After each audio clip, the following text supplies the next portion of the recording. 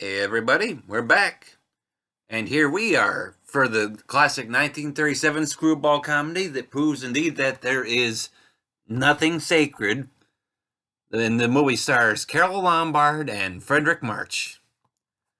Now in this movie, Fredric March plays Wallace Cook, a reporter for the Morning Sun newspaper, who is trying to make a comeback after mistakenly reporting a shoe shiner as an African sultan. Now he convinces his boss to let him report on Hazel Flagg, Carole Lombard, who is dying of radium poisoning.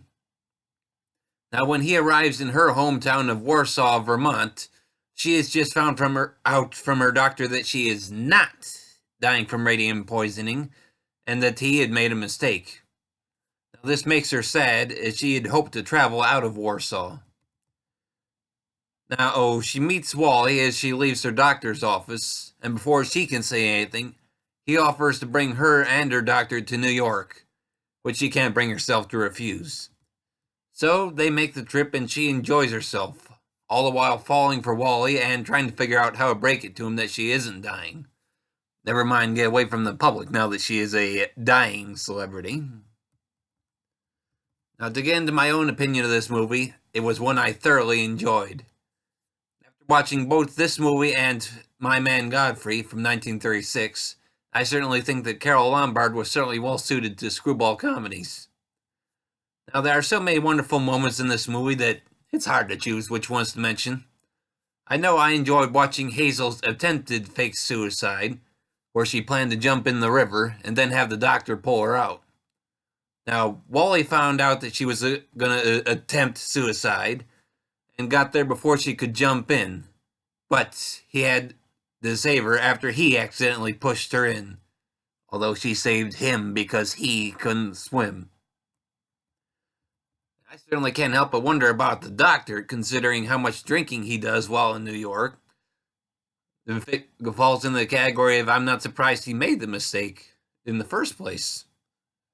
Of course, I can't avoid mentioning when Hazel tried to fight Wally. I can't get into too many more details on that point without spoiling the story more than what I've already mentioned. So this is a wonderful movie and one I would recommend. Now my comments are coming off of my first viewing of the movie from the recent 2018 Blu-ray release from Kino Lorber. Apparently this movie has had a bit of a rough life. The movie was originally produced by David O. Selznick, the producer of Gone with the Wind, in Technicolor. It was re-released in the mid-40s, but printed in Cinecolor, which was a format that was apparently cheaper to produce, but not quite as colorful, with a few of the colors a little more muted. But it was only seen this way until the Technicolor version was restored back in the 1980s. Now, in between those times, the movie itself had fallen into the public domain.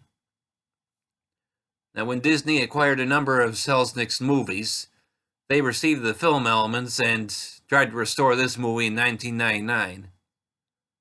Apparently, that restoration hadn't made it to home video until this recent release, which was part of a package of movies that the Kino licensed from Disney for Blu-ray and DVD. Now, the age of the transfer does show, but it does have its moments where it looks wonderful, I think. I'm not an expert on how exactly it should look, especially since this was my first viewing. I think it looks good enough to recommend trying the Blu-ray. And I don't know how soon it'll ever have a shot at getting a more full-blown restoration with the advancements in technology, so try this one for now, because the movie is good. And the movie itself is about 1 hour and 13 minutes in length. Thanks for listening, everybody, and keep tuning in.